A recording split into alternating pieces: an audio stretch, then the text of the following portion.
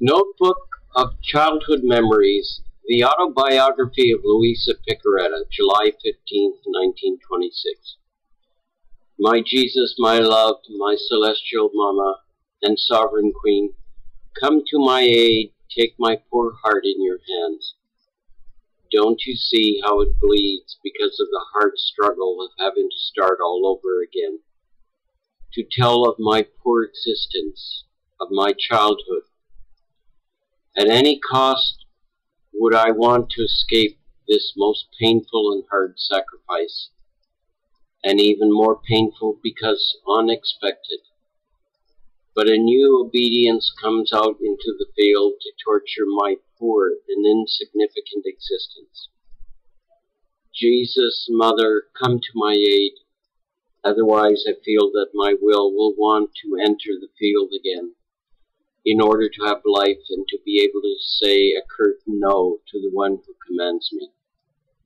Ah, Jesus, will you perhaps permit that I have anything to do with my will, after you have kept it bound at your feet with so much jealousy, for so long, as gift and triumph of your little daughter? They imposed it on me to pray in order to know from you whether I have to do it or not.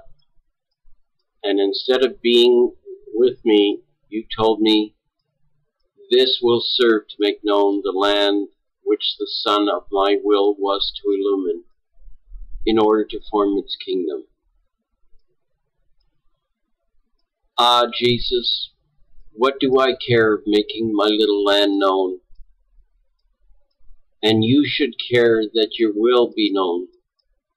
Isn't that true, O Jesus? But Jesus kept silent and disappeared. And with all the intense bitterness of my soul, I said, Fiat, Fiat, and I begin. So at the beginning I will say what I have been told by my own family.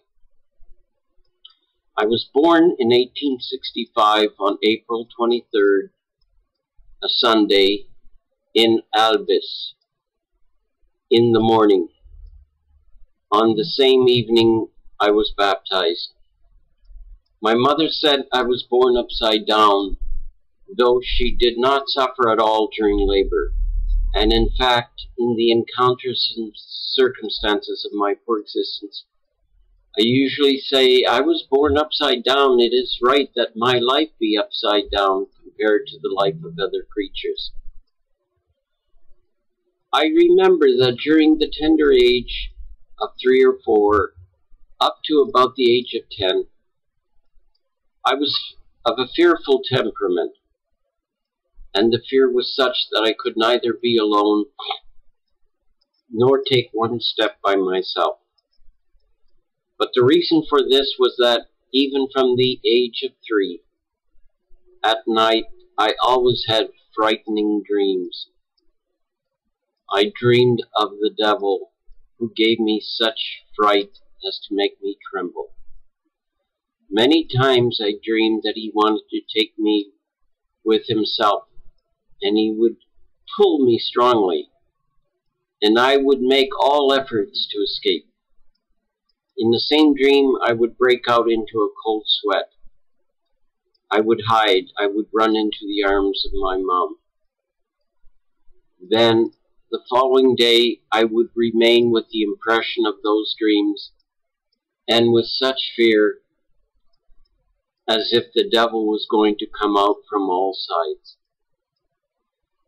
Now, I believe that this did good to me, because from that very tender age, I recited many Ave Marias and Pater Nosters to all the saints whose names I knew, in order to obtain the grace of not dreaming of the devil.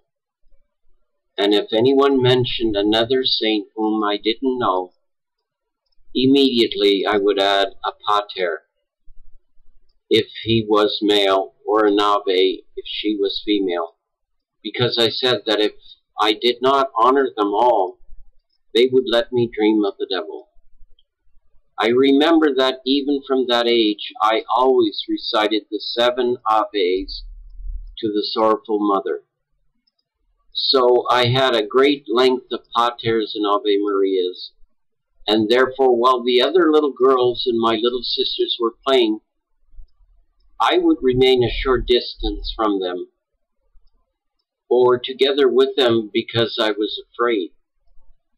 But I would not participate in their innocent games in order to recite my long series of Aves and Pater Nosters. I also remember that sometimes I dreamed of the Virgin who cast the devil away from me. And once she said to me, "My daughter, cry, for my son has died." I was shaken and I compassionated her, but this rendered me unhappy. When I reached a more capable age in which I was able to do my meditation and to read, I could not be by myself because of the fear, and therefore I could not do what I wanted. Now, after I became a daughter of Mary at the age of 11, one day, as I wanted to pray and meditate, I was caught up by fear, and I was about to run to my family when I felt a strength in my interior holding me back. And in the depth of my soul, I heard a voice telling me, "Why do you fear? There is your angel by your side. There is Jesus in your heart. There is the Celestial Mother who keeps you under her mantle. Why do you fear them? Who is stronger, your guardian angel, your Jesus, your Celestial Mother, or the infernal enemy? Therefore, do not run away, but stay and pray and do not fear." This voice in my interior gave me so much strength, courage, and firmness that the fear went away. And every time I was caught up by fear, I heard the same voice in my interior again, and I felt myself as though being led by the hand, by my angel, by my sovereign queen, and by sweet Jesus. I felt triumphant in their midst, in a way that I acquired such courage that all the fear went away. More so since the frightening dreams ceased completely. In this way I was able to be alone, walk alone, go to the garden by myself when we stayed at the farmhouse. While before, if I did not go, I would run away if I saw even just a tree branch moving, because I thought that the devil was up there.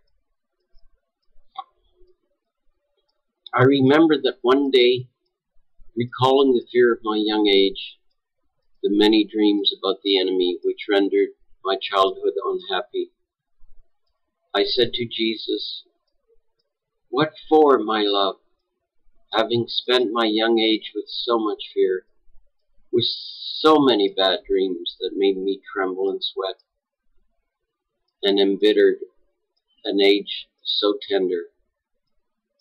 I could not understand anything, nor do I think that the enemy had any purpose, given that my age was so young." And Jesus said to me, "My daughter, the enemy had an inkling of something about you, that I could use you in something for my great glory, and that he would receive a great defeat never before received. Moreover, since he saw that, as much as he tried, he could not make any affection or thought less pure penetrate into you, because I kept the doors closed to him, and he could find no way to enter. In seeing this, he became enraged, and unable to do anything else, he tried to terrify you with dreams of fear and fright.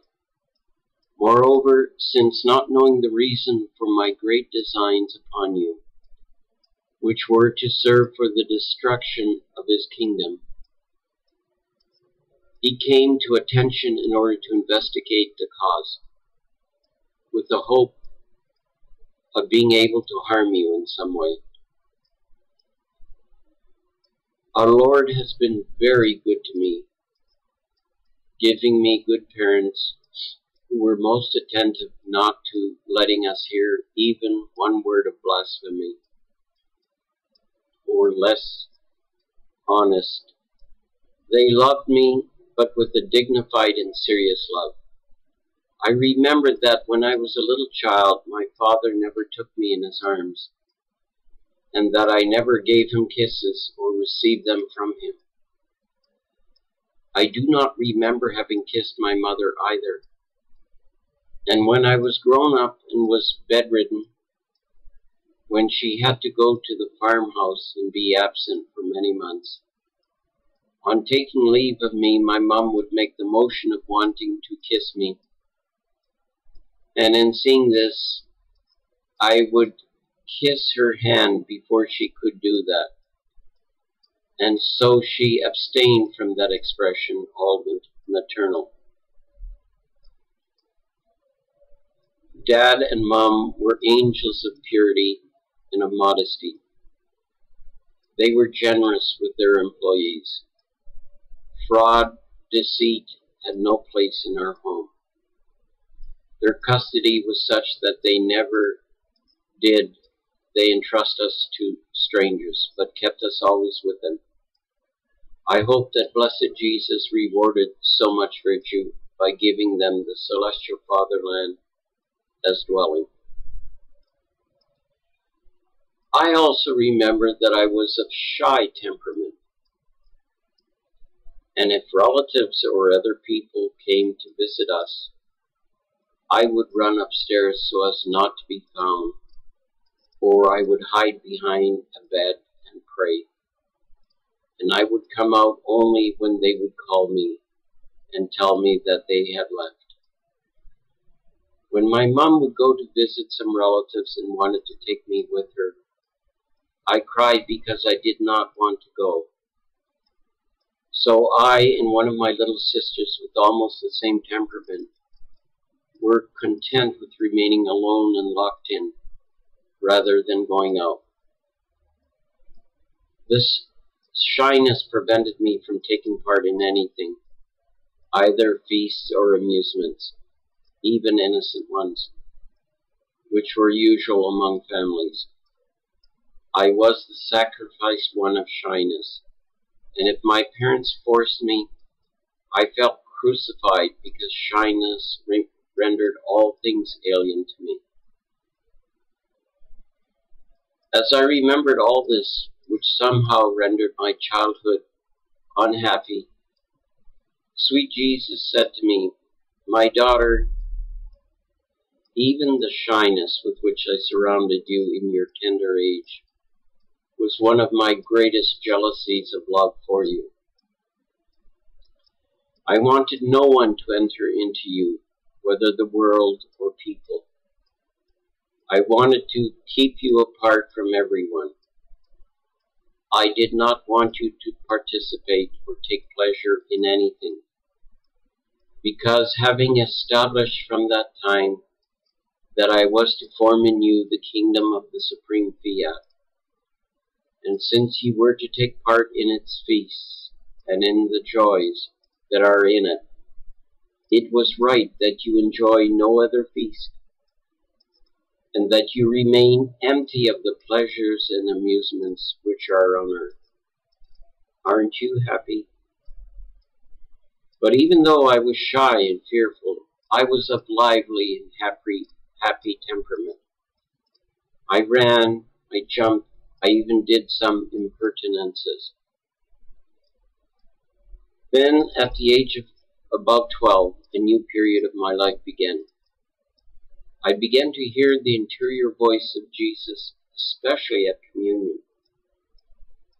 I had First Communion at 9, and on the same day I received the sacrament of Holy Confirmation.